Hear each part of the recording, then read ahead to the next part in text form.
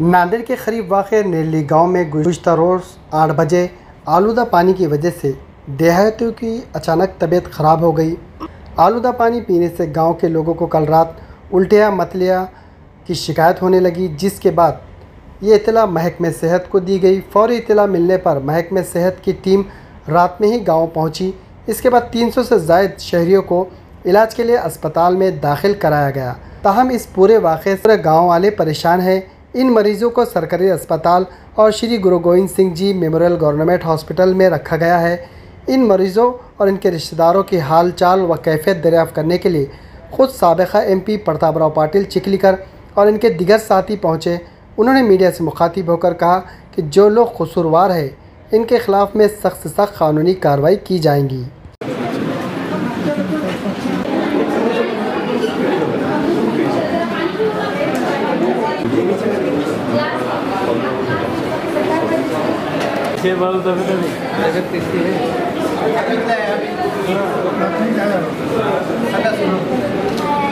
थोड़ा सीरियस है मन लागला नहीं किया था।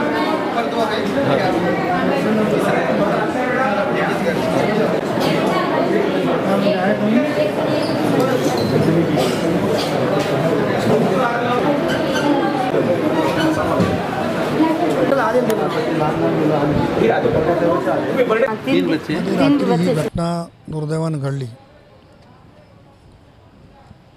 आणि मला वाटते दूषित पाण्यामुळे हा सगळा परिणाम झाला। सिव्हिल सर्जन यांचं माझं बोलणं झालं आणि जवळपास सगळे पेशंट स्टेबल आहेत। थोडंसं 4-5 पेशंट अधिक त्यांना त्रास होतो आहे आणि एक पेशंट अतिदक्षता विभागात गेलेला आहे। पूर्णपणानं या ठिकाणी दवाखान्याची टीम सिव्हिल सर्जनच्या नेतृत्वात काम करते आहे। मला असं वाटतं की निश्चितपणानं सर्व पेशंट चांगले होतील, परंतु ही बाब दुर्दैवी आहे की अशा पद्धतीचा प्रकार घडणं हे काही योग्य नाही आहे। त्या सगळ्या प्रकरणाची निश्चित माहिती घेईल। पाण्याची टाकी साफ कधी केली होती, पाण्याच्या टाकीमध्ये औषध कधी फवारणी केली होती, पाणी कशामुळे दूषित झालं, या सगळ्या प्रकरणाची चौकशी होत राहील। पण तात्काळ सर्व रुग्णावर उपचार होणं अतिशय महत्त्वाचं आहे। तिथं जी आमची स्थानिकची सगळी मंडळी आहे, मिलिंद देशमुख असतील, आनंदा पावडे असतील, सुनील राणे असतील, सगळ्यांची नावं मी नाही घेणार, पण या टीमने रात्री अतिशय मेहनत घेतली। काही खाजगी दवाखान्यामध्ये पण पेशंटला नेलं आणि आज आपल्या सिव्हिल हॉस्पिटलमध्ये पण घेऊन आलेले आहेत। ही अतिशय घटना म्हणजे चुकीची आहे। आता मी एवढंच म्हणणार आहे की रुग्ण चांगले झाले पाहिजे आणि गेले पाहिजे, पण झालेल्या प्रकरणाची चौकशी देखील निश्चितपणाने केली जाईल। कुठेतरी ग्रामपंचायत प्रशासनाच्या निष्काळजीपणामुळे घटना घडली नाही, असं अनेकदा होते, पण नेमकं कशामुळे झालं,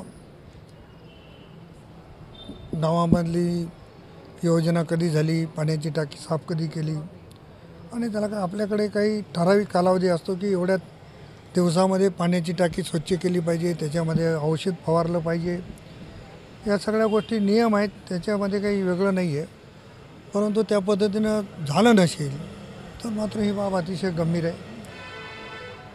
पण मला असं वाटते, माझं आणि शल्य चिकित्सकांचं जे बोलणं झालं, त्यांची टीम अतिशय जोरात काम करते आहे आणि सगळे पेशंट चांगले होऊन घरी जातील असा मला आशावाद आहे।